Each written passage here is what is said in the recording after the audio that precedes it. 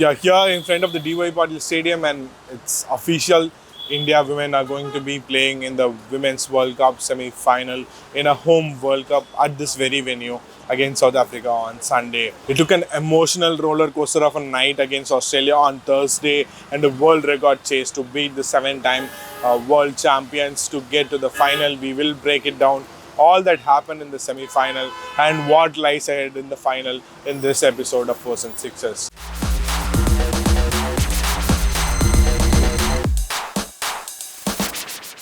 Let's start with what happened on Thursday. India, coming into the match, had very little going for them. They had Shafali Verma come in as injury replacement for Pratika Rawal. They had Harleen Deol's form was questioned, whether they're going to play six bowlers or not. There's a lot of things they had to figure out right before getting on the field and taking on Australia on Thursday in the semi-final. The same opposition. They have lost two in Vizag. The same opposition. They've beaten only twice in the last 8 years in this particular format. But again, this team went in there and did what they had to do just to hang in there till the very end. They did the same with the ball, whether they were put into field by Alisa Healy, who could have potentially played a last World Cup match, and so did perhaps Alice Perry. And then Healy was struggling for rhythm. She got out, but Phoebe Litchfield, the next generation talent for Australia, she scored a sensational 77 ball 100, and then Ash Gardner chipped in with a 50, and then Alice Perry scored a 50.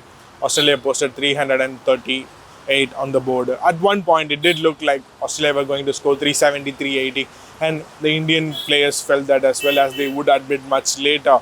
But India pulled back things. Sricharani pulled back things in the middle, and then they came back to dismiss Australia for 338. But even then, against this Australian team that has 8 bowlers, that has immense potential in their bowling attack: Alana King, Sophie Molyneux, Megan Schutt, and then Kim Garth, Talia Megra, Ash Gardner, and they are easily the best fielding side across men and women. Incredible fielders and a juggernaut by themselves.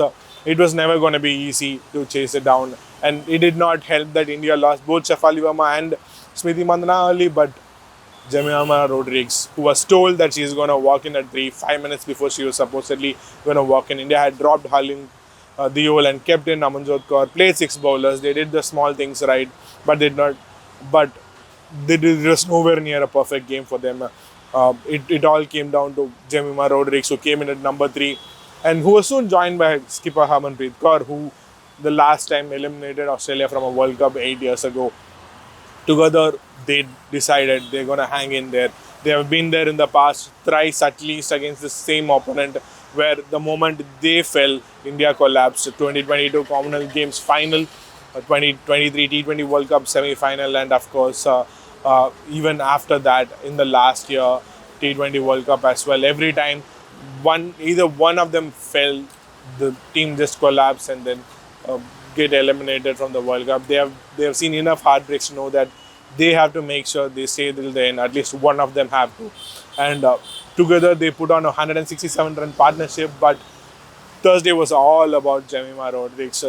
She had not had the easiest of months, as she would admit later. She had been struggling with her mental health and having anxieties throughout the World Cup, and it did not help that she was dropped in Indo for the game against England. But she said she's going to stay there in the end. She's going to stay there in the end, and the rest will take care of itself. She did just that. She scored a 3rd World Cup century in front of her home crowd, in front of 30,000 people, 35,000 people, and in front of her family and friends in a match where it takes a world record to beat this Australians, and that's what it takes to beat this team. This is no mean feat. This is easily a historic win for India, or rather World Cup history of women's cricket as well, and also the highest. But Rodrigues said, I'm going to stay there till the end. She picked up the boundaries, she ran, she was dehydrated, she was struggling with cramps, the humidity was high, but she just hung in there, as she has done off the field as well. It took an immense support system, whether it's Arundhati Reddy, Smriti Mandhana, Radha Yadav, or her family members. They have been around her, protecting her getting her through the tough phases. And then she was there in the end watching Amanjot Kaur hit the winning runs. And from the moment that happened, she lifted Amanjot Kaur, celebrated the moment before breaking down on the field.